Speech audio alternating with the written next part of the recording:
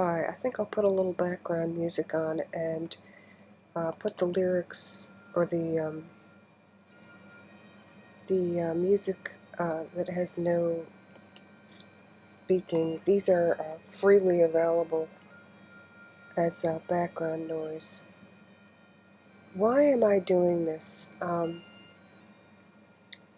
Well, I've been pondering what's going on in my country, the United States of America, and what's going on overseas.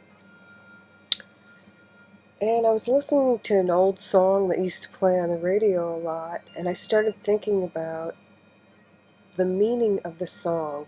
And I actually went on YouTube and I found a video of it, which I'm putting the link below. It's also on Vivo. And you may or may not be familiar with this. At first I was attracted to it because of a book called, that I would read my children. I think it's called Sam and the Firefly. Let's go take a look at the book. Hold on. I'm just going to cover a couple of topics about dealing with people and stuff like that, and dealing with what's going on in the world. So, Sam and the Firefly. Yes, here it is. Okay, this book you can get in different places. As a matter of fact, it looks like some people are reading it on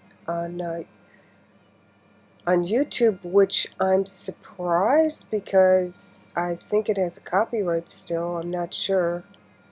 But it's a cute little story. It's actually for like second graders maybe, but I would always read that to my kids because it's a classic. It's about this owl, which is really interesting because there's a band called Owl as well. And it's about wanting to be part of something and getting trapped and getting released and friendship. So it's kind of a cute little story. But anyway, it's got a nice little moral to the story. It's an adventure. Another cute one like this is Whoa, Joey for little second graders if you're looking for books for little kids that are classics. But anyway, one of the things this guy captures in this band, I forget his name, is that it's very kind of fun. You know, he's in a fantasy world, and it reminds me of people that aren't well, that their coping mechanism is to kind of be in denial, go into sort of a fantasy. Well, stress can really throw you for a loop, and if somebody's already predisposed to something where they're going to pull in, you know, there's a point where a little bit's okay, but too much is making you mentally ill. But my point is that there are a lot of people that are sick in the world. One in 5 people has some form of mental illness at some time in their life. That's a pretty high percentage. You can go to get the statistics off of NAMI, which is the National Alliance for Mental Illness, and they're a non-profit in the United States. But anyway, so I'm going to jump around a little bit, but I'm starting from the broad, and then I'm moving to the narrow. And one of the things is we need to not be in denial. We need to face what's going on and face the problems of the world, or we could have unfortunate consequences. Now, if you look at these lyrics, part of the line up here, he says, it's hard to say I'd rather stay awake when I'm asleep. And I thought this guy really hit the nail on the head, because people with mental health problems typically have diurnal rhythm problems, such as their biological clock is off, and there's a whole thing going on with their metabolism where they can't relax. like in the average range. Okay, so their rhythms are off, and this is what I've been reading about. And one of the authors that I was reading, Stephen Porges, Dr. Stephen Porges. I'm going to kind of skim over what I wrote prior to preparing to discuss this. But this author talks about BPD, borderline personality disorder, which is a disorder where, and there's a lot of types of borderline personality disorders. It's not just narcissist. There's others, but there's a tendency to slip into this fantasy. Now, it's not as severe as schizophrenia. It's not as severe as, but it can be just as debilitating to the person that has it, because they're living in somewhat of a fantasy. They're slightly delusional, and they can't help it. And what he was saying is that a lot of times people that develop the NPD are deeply, their vagus, or their biorhythms, which is true with most people. He's talking about this theory of how your endocrine system, your brain, and all of this is connected. And he was saying how this large nerve that runs through your body, with the chemical messengers, you can get thrown off. So I'm not going to get into the science of it too much, but people that are in denial, they might not just be someone with borderline personality disorder. It could be someone with something else. But basically, if you're dealing with someone with NPD, a lot of times these kind of people seek positions of authority. They seek attention. They're not megalomaniacs, although they can have both. It can overlap. But they're seeking to get people to tell them how wonderful they are, because they've been told that they're better than everybody else, and that they're better than that, and that they can do things better than that. They're not told, hey, you're human, it could happen to anybody. No, they're told abusively that they're special, and that they're supposed to be above it all. And of course, they're just regular human beings. So very often, someone with NPD was abused, at least psychologically, as a child. They're wounded, they're scarred. And very often an NPD person goes around lashing out and scarring other people. So they need therapy. Why am I bringing this up? Because a lot of people lately, this word has been thrown around about a lot of different people being diagnosed with it, or they're guessing they have it. And what they're not facing is the fact that this is a form of mental illness almost as handicapping as schizophrenia or other mental illnesses, where the person does not, they're not capable of normal, intimate relationships. They have dysfunctional relationships. They're deeply wounded. They want people to tell them that they need validation, often more than average, and it's unquenchable. It's like the person that's obese, that has an obesity sickness, where they eat and eat and eat, and they're still hungry, and they're still hungry. They're hungry 5 minutes later. They can't turn it off. This clock in them, this meter in them, this filter in them is not working properly. They need assistance, and they don't realize it because they've been so deeply indoctrinated by their abuser that they go on to think that's normal.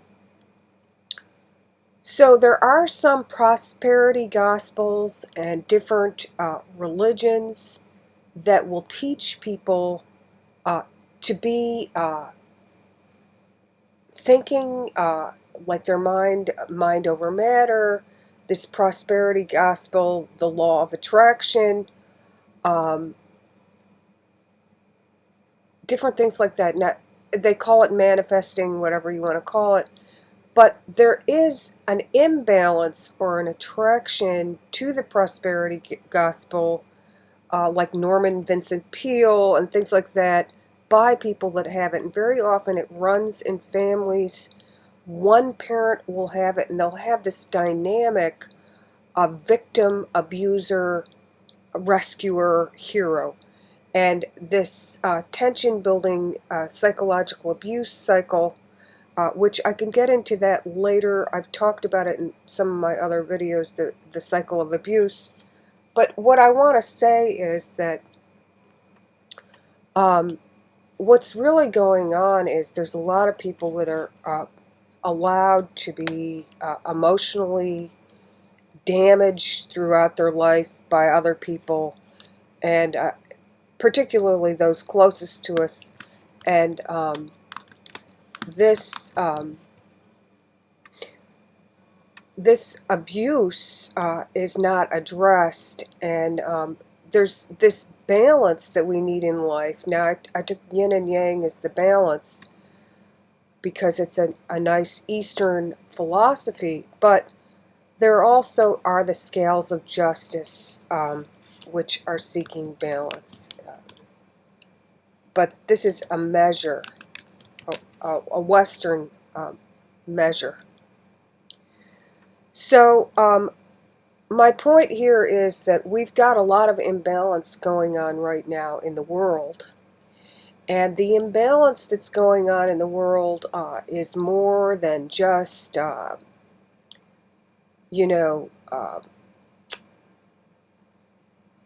being psychologically abused. There's other types of abuse. There's poverty, economic abuse. There's dignity abuse, all kinds. So we seek balance. Now, I'll tell you, I'm going to expand on this. I don't have a lot of time today. Whoops, I don't know how the hell that opened. Isn't that strange? It just opened. So anyway, I'm working on this, and maybe I clicked on it accidentally. I wanted to do a... oh, I see what's happening. I'm trying to slip this down, and when I slip it down, okay. I see this. Okay, sorry guys. So you have a delicate balance in people and in the world, and that includes the earth. Okay, so we need to be kind to one another. Now, as far as the world, I'm going from broad to narrow in sort of waves, okay? And then I'm going to pick up on this again in the future, and I'm going to give you some more resources to look at to understand that this is based on math, it's based on logic, it's based on observation, and it's also based on studies that are the gold standard, randomized control studies. So there's different studies on different things. Now, religion and philosophy tend to have the least amount of science to them. Psychology started as a thing for the psyche and the spirit and phenomenon, and it was scoffed at a lot by the medical and mechanistic. I took history of psychology, and basically they tried to make it more scientific. In the during the first industrial age, they started making scientific. There's a lot of pioneers and leaders. I could get into a discussion about that, but I'm not going to. What I'm going to talk about is seeking balance and solutions to the problems. Now, so I use that trigger word math, right? It's logic, make America think harder.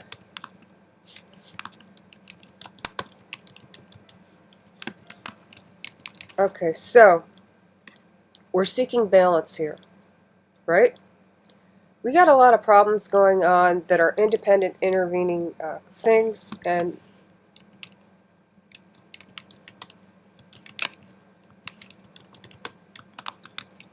Okay, so when you, whoops, I missed causation, okay?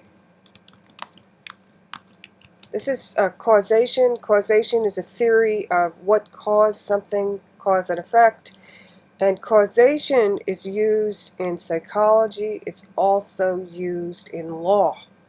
When we're seeking to balance things out, whether it's balancing the scales of justice or balancing someone's diurnal clock. Medicals seek balance. They seek to, doctors seek to get a person in homeostasis, right? I don't know, I forget how to spell that. My nose is congested. I just want to get through this. I'm going to put, if you, basically, I use college level words, okay? Or words that are used in like biology classes.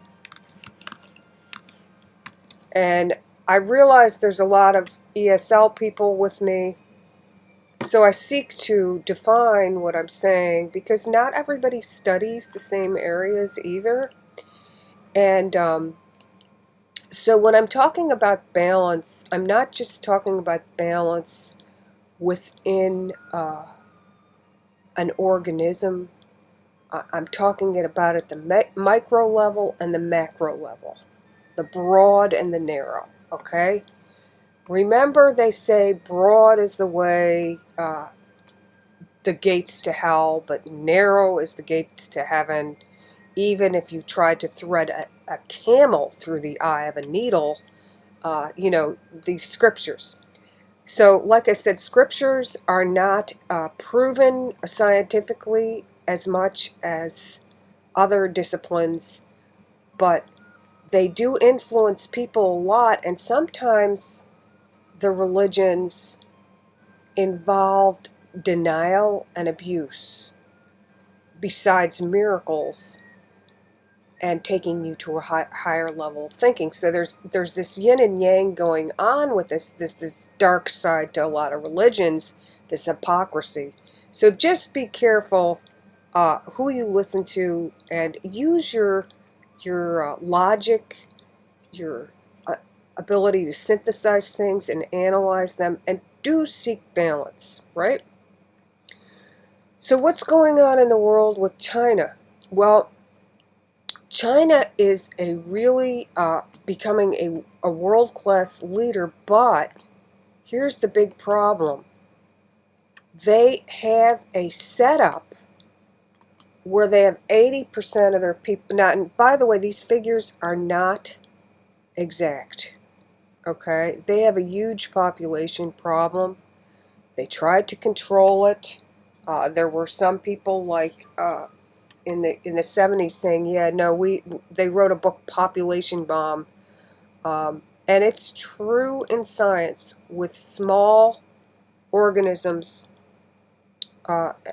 and environment that what happens is if you have too many people or too many of anything, okay, if you take environmental studies, right, which I took, what they teach you with the science of it all is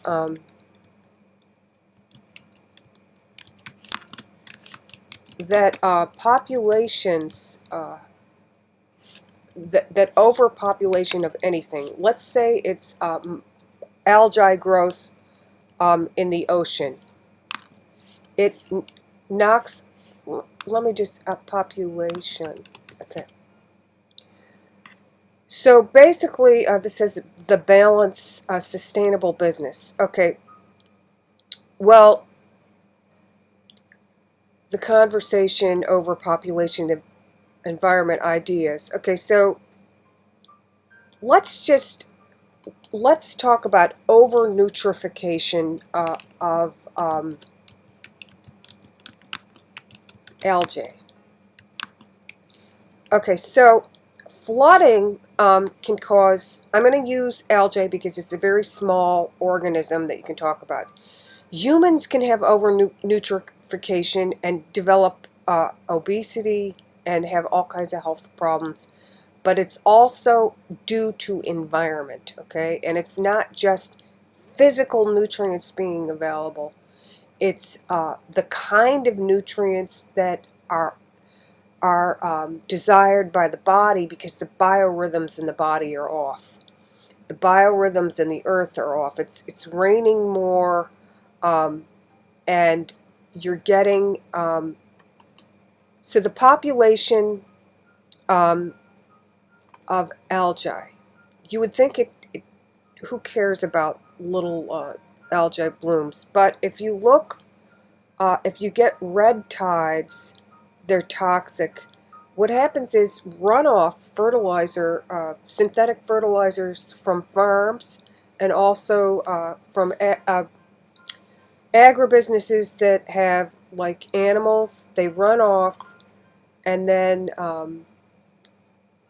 they choke out all the life in the water, and they kill the fish, the birds that eat the toxic, the animals that ate the toxic algae blooms. It knocks out the oxygen. Remember, with humans, you have reactive oxygen species or oxidative stress. You also can get something similar with the environment due to climate change or flooding or anything else. So from the highest organism to the lowest organism of organic chemistry, and with life is available to everybody through the sun. The sun is responsible for all life on Earth, according to biology or biologists. And this ATP that's in the mitochondria in the humans is responsible for the energy, converting the energy. Now, photosynthesis is taken out by most plants for their energy, and their cell is different than the human cells, but I'm not going to get too scientific on you. What I'm going to tell you is that in an economy, as well as in an environment or science, from the smallest level to the highest level, there are certain laws of nature, the laws of physics, thermodynamics, laws of business, right? There's man-made laws and there's natural laws, okay? And there's religious laws, right? So here's what religious law tells us. Charity doesn't fail. We got to help the little guy. And basically what's going on is we have this structure, political structure, in different countries that are different. And right now we have an independent intervening cause, which of course is we're in the middle of a pandemic, and it is causing a strain on the economy.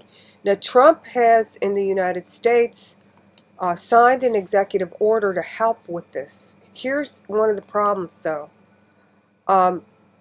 During the Bush administration, there were bailouts, okay, of the large corporations. And corporations have a lot of protections that people do not have. The middle class in America is being squeezed out and is starting to look more and more like China. Now, if you don't know what's going on over in China, I'm not going to get into it this time. But what I'm going to say is that China used to be a developing nation. They're still developing, but in a different way. They're an economic powerhouse now because they have a huge labor force, and they have a structure that's very, very unfair to the majority of the people.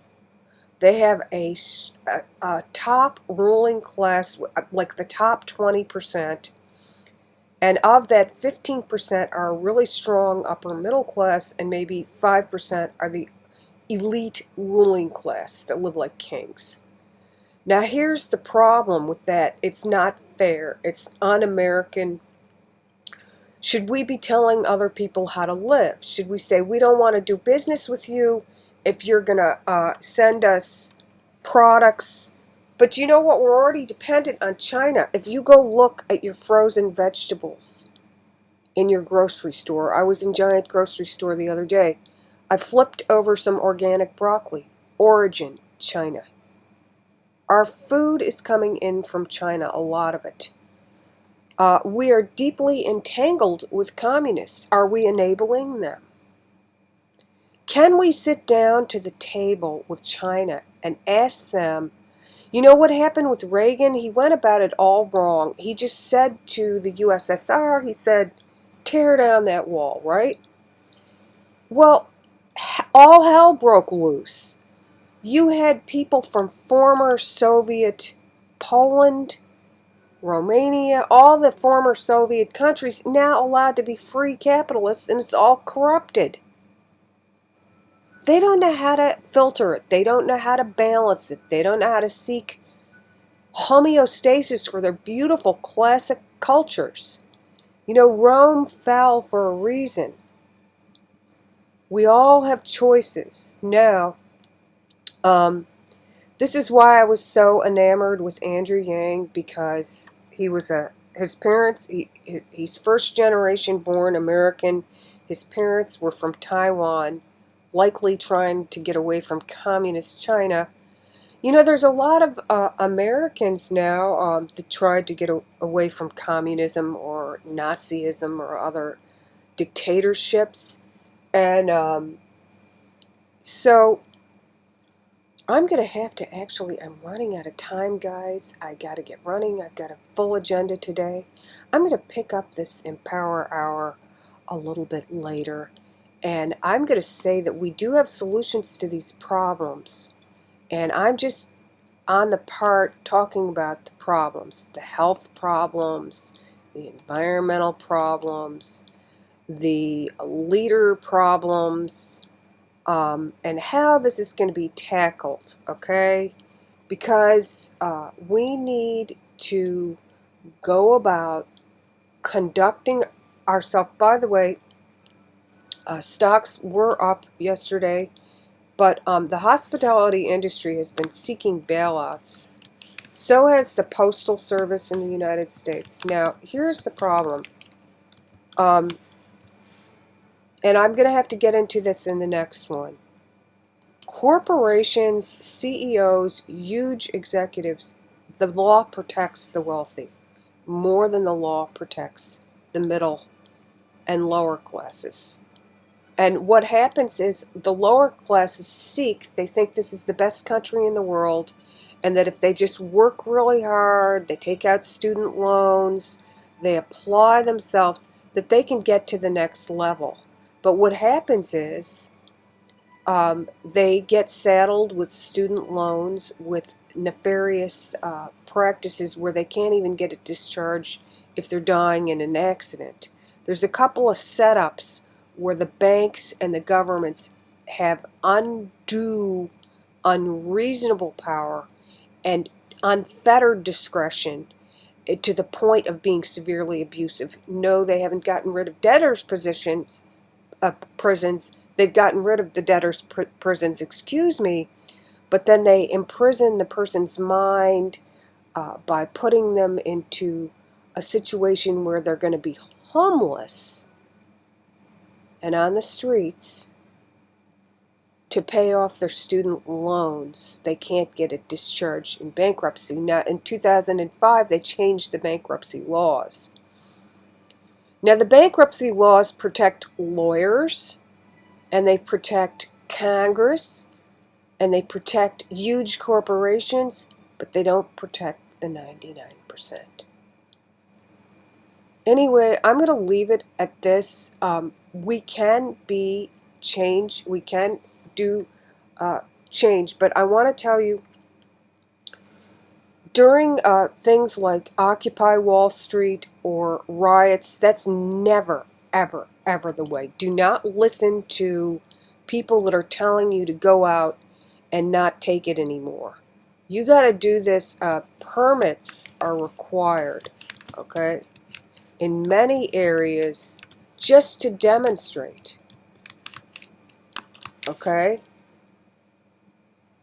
If you go to Washington, D.C., if you don't have a permit, they can arrest you immediately. You can't be on certain streets. You can't, they have a law for open carry. You can't carry even with a permit. and you'll be arrested. So this is one of the things I want you to think about.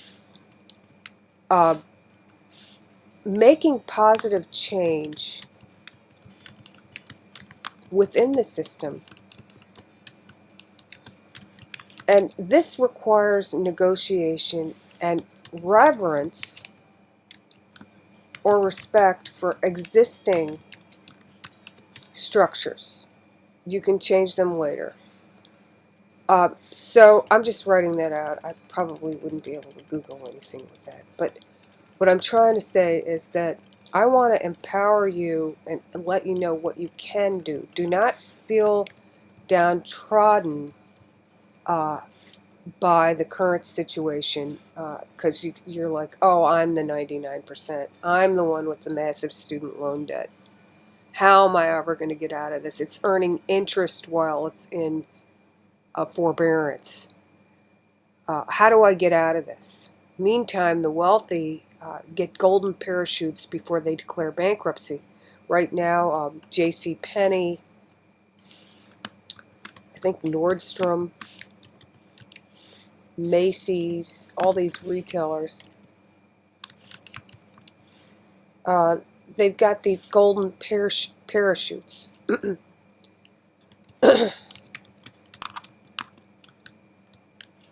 And I'm going to do a little bit more about these golden parachutes, excuse me.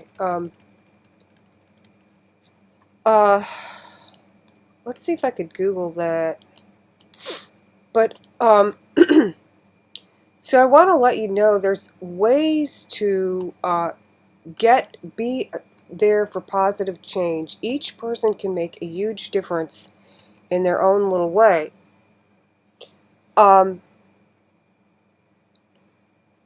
Now, if something is common practice, is it fraud? If there's a legal way to go about doing it, is it fraud?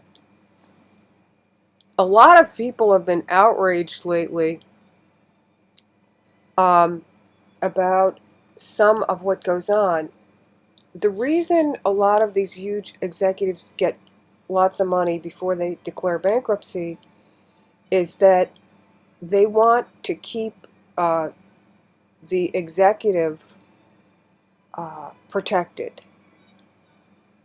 And all the little people get let go. They don't get severance packages. Oh, sorry, we're bankrupt. Sorry, the problem with the post office right now is the pension funds. We've got a huge amount of baby boomers that are fixing to retire. And then there's tons of baby boomers that are never going to be able to retire because they decided to go back to school, and they got student loans, or they bought a house. So there's a lot of different layers to this issue of the lopsided capitalist structure. Because when you are capitalist, you need to first be checks and balances, okay? Now, if you look at the framers of the country, right? If you look at the framers of the country, it was an emerging theory when the United States started, okay? But it wasn't capitalism quite yet, okay? It was more like a lot of hard-working people want to have a fair and equal government. They're toying with different ideas, okay? So as we evolve, as we grow, we're going to learn new ways of doing things. And one of the problems is that we don't get hooked into the NPD, the narcissist personality disorder type of governance, which is otherwise called, when a nation has it, it's called Ethnocentrism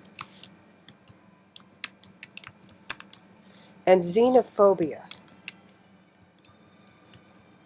Now these are terms that you would hear when studying social psychology, sociology, history, and so on and so forth. So let's get into world events quickly and swiftly because I got to get running. So I'm going to give you a definition here because you need to know what the buzzwords mean so you understand. Now, ethnocentrism is similar to narcissism. Now, if you want to hear how it sounds, we can click the little bell. Ethnocentrism. Ethnocentrism. Boy, I can hardly hear that. Let me turn the volume up.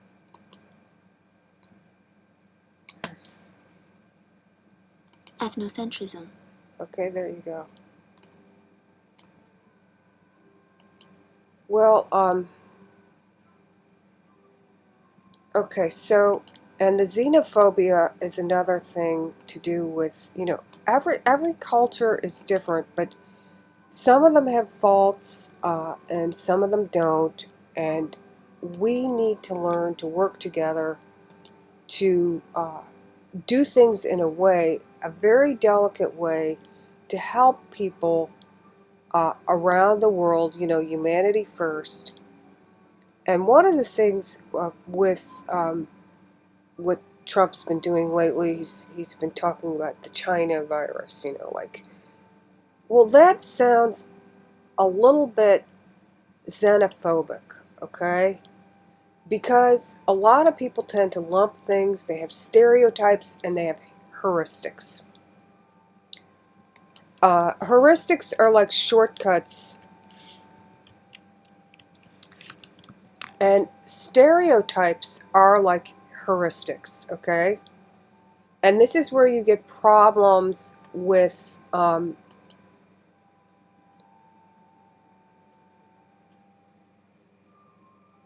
right. Okay, so there's different definitions, different contexts, depending on how you use the word. Okay? I'm using it like the cognitive bias, okay? The shortcut, the stereotype. So people tend to, they don't want to have to, they want stuff sort of to flow, to be automatic, and they don't want to have to engage in strenuous yikes thinking. They want it to flow and to understand. If you use too many big words, and people, it's hard to follow, then it might be good to slow down and explain what you're talking about. So, as I mentioned, China is a focus for helping them to reform. And also, Hong Kong and Taiwan are feeling, just I spelled Taiwan wrong, are being threatened. Here, let me turn this. These are, I'm going to have to put a list below of these released songs that are legally allowed to play in the background. But I just turned it off. So what I'm trying to get at here is I'm trying to get at some solutions, some of the solutions Andrew Yang had, but some of the solutions that I've observed through the synthesis of various different things. Now, I guess the song is Fireflies and not Firefly. Yeah. Okay, so let's get out of denial, but let's also do this in a very measured, balanced manner. Let's put our heads together. Let's take different roles. Let's see what we can do to make America think harder, to put humanity first, what we should focus on, and let's go about this way in a way that we can be very pleasant and happy about, random acts of kindness. Just a really really careful way. Being psychologically abusive, making fun of people, engaging in war, that sort of thing. Of course, we got to know about war. Read the book, The Art of War, using your enemy's strength against them, that sort of thing. But it's not saying be a complete pacifist. It's saying let's be assertive, but also be mindful of the constraints. Otherwise, you're just wasting your time and it's counterproductive, right? Like, let's say you say, I'm mad as hell. I'm going to go down and demonstrate, and I believe in gun rights, and I have a carry permit. I'm going to go down to D.C. and I'm going to go, let's say you do that. Well, the law, check the law where you're going to demonstrate. Check it, because it could have a law against what you're doing, even though you have a permit, a valid permit in your state. So don't break the law to get what you want. Don't go to war. Do what is proper. You can speak to your legislatures to get laws changed. But the problem is that the legislatures in the United States are corrupt, both on the left and the right. And they're corrupt because they've written in laws that are unethical. And we need to get back to ethics, okay? So I'm going to talk some more about this unethical redistribution of wealth from the poor to the rich.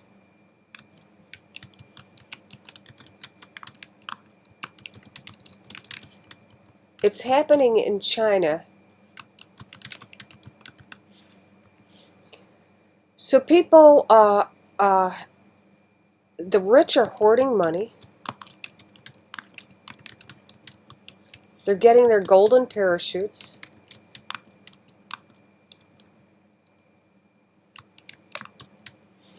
And the poor are losing their homes, or the middle class. So we need to do something about this. And Trump was elected because people were very upset that during the Obama era, the banks failed right as he got in office due to failed Reaganomics and trickle-down economics. Now, Andrew Yang was suggesting trickle up. Now, trickle down is from the poor to the rich. This is what Reagan had, trickle down. Rich get more money, and we'll trickle it on down to our little slaves, the peons, the peasants. No, that's not going to work. It had more money flowing to the rich, but less money flowing to the poor. And, of course, the rich are protected by bankruptcy.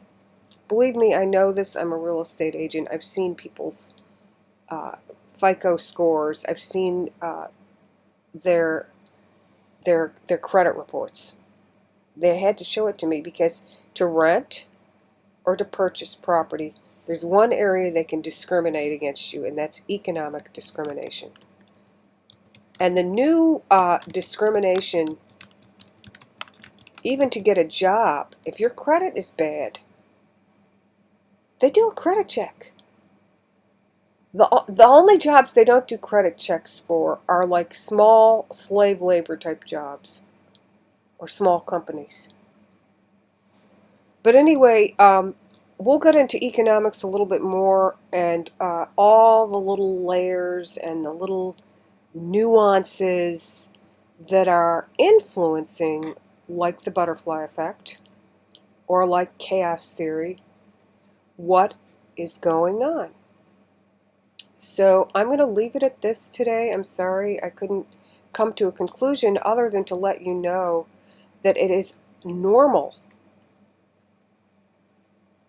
to want to escape from this. It's also normal to want to do something about it. And there are right and wrong ways to go about doing things, and there's ways that are dysfunctional or maladaptive that can get you in trouble. So let's take one day at a time. Let's work with the legislatures. Let's work, start at home, start with our own self. Get yourself in good physical shape. Get yourself well rested, because your own health is the most imperative things you need to focus on. Your own health. And I happen to be in health psychology, that's why I'm saying that, but it is true, because you got to help yourself before you can help another person. Okay, because you don't want to be thrown off balance, and in yourself you could have even a system of checks and balances. A lot of things, there's a lot of parallels here. So I did promise I was going to read the Barron Trump series. So what I'm going to do is I'm going to finish this up later. Thank you for listening.